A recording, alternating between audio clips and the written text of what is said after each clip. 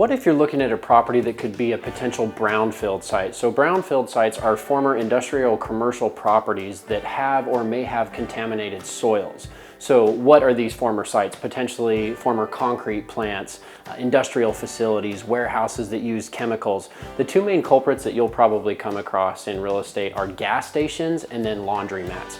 So gas stations, the tanks below the ground sometimes will deteriorate, seeping gas into the soil and contaminating the soil. And then laundromats, all of the chemicals and soap sometimes can contaminate a site.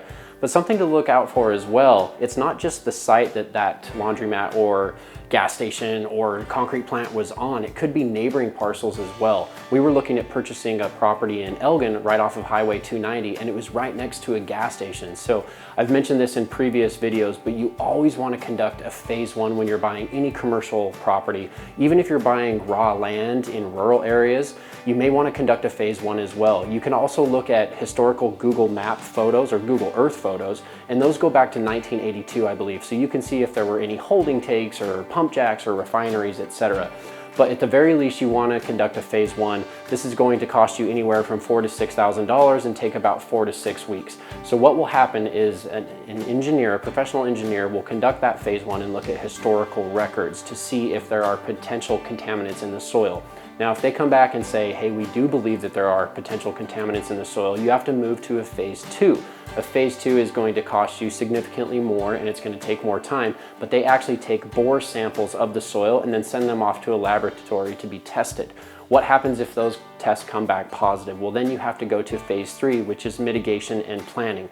Now, if you're looking at a brownfield site, think old cities, right, that have a lot of industrial buildings that used to be around Chicago, New York, for example. A lot of people are repurposing these buildings, turning them into potential housing or repurposing them for other uses. Now, these sites are contaminated, so it comes with a lot of risk as well. But you want to work very closely with the local authorities as well as licensed engineers to really create a mitigation process.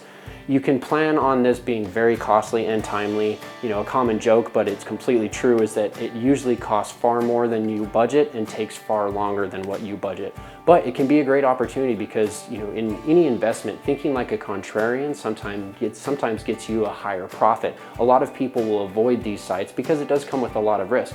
But if you think like a contrarian and you take the necessary steps in place, you can turn a brownfield into a beautiful real estate development and repurpose it. Of course, always consult with experts, and again, I highly recommend that you create a large contingency in your budget and also a contingency for time. If you're getting value from these videos, please hit the like button below and share as well. And we'd love to hear from you if there are other topics you'd like us to cover. If you're interested in land development or land investment in the greater Austin area, or if you're a landowner and you believe we could bring value to you, feel free to visit us at landsaletx.com or give us a call at our office at 512-333-CALL.